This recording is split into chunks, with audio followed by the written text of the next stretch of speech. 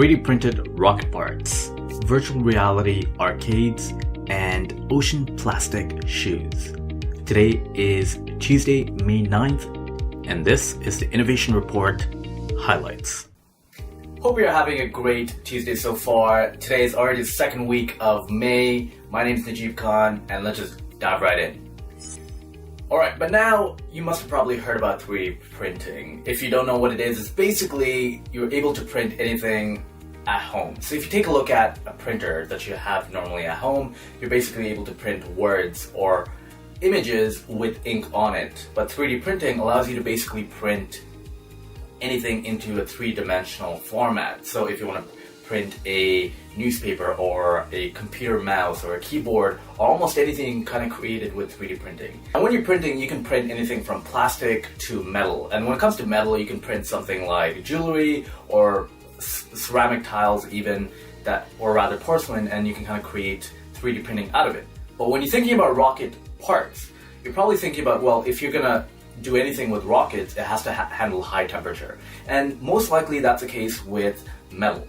But a group from MIT was able to print 3D plastic for rocket parts. Now, if you think about rocket parts, if you're trying to do any sort of 3D printing with metal, the printer itself costs hundreds of thousands of dollars. But MIT's printer, Mark-Forged Mark II, comes in around $14,000, which is not necessarily a quick one-off purchase, but compared to it costing hundreds of thousands of dollars, this makes it much more easier for students and scientists to print more rocket parts.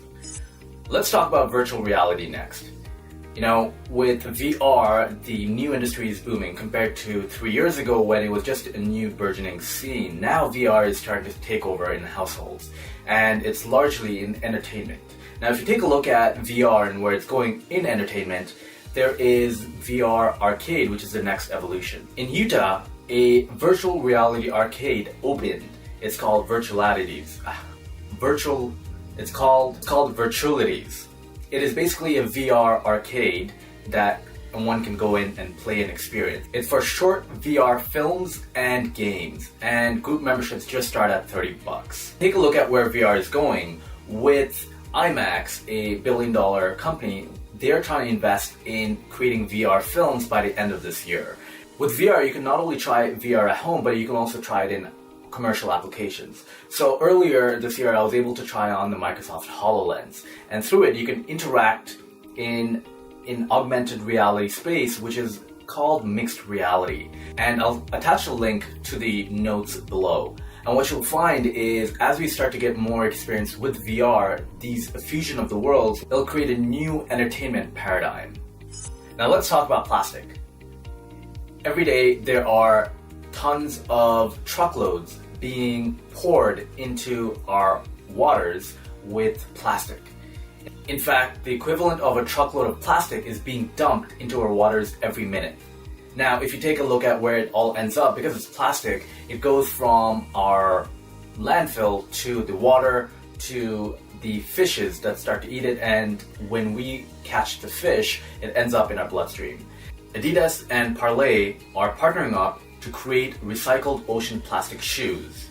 And on average, one pair reuses 11 plastic bottles.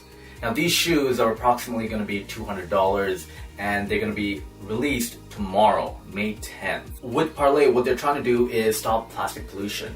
Now Adidas has pledged to phase out using virgin plastic, which is the opposite of recycled plastic, in this product. Adidas is not the first brand to tackle pollution on climate and waste with recycled plastic. In fact, there have been a few other brands, but Adidas is one of the larger brands to tackle it with a shoe. And with this shoe, although they look nice, I'm curious about how long they will last because it's made out of recycled plastic. So what do you think? Do you think you'll like to wear it? It costs $200 a pair. But would you want to buy it even more because it's recycled? Or would you want to buy it just because of the design and its novelty? Because Adidas is only making 1 million of these kind of shoes. Well, let me know in the comments at bigcreate.com. Once you're there, be sure to subscribe to our weekly innovation reports. You'll also get a free copy of my upcoming business innovation book. And you'll get access to the full innovation report every week to help you plan your career or business. If you like this video, click the like button.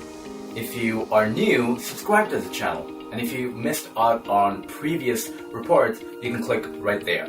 You can find us on YouTube and iTunes every week, as well as the social channels. That's it, and see you next week.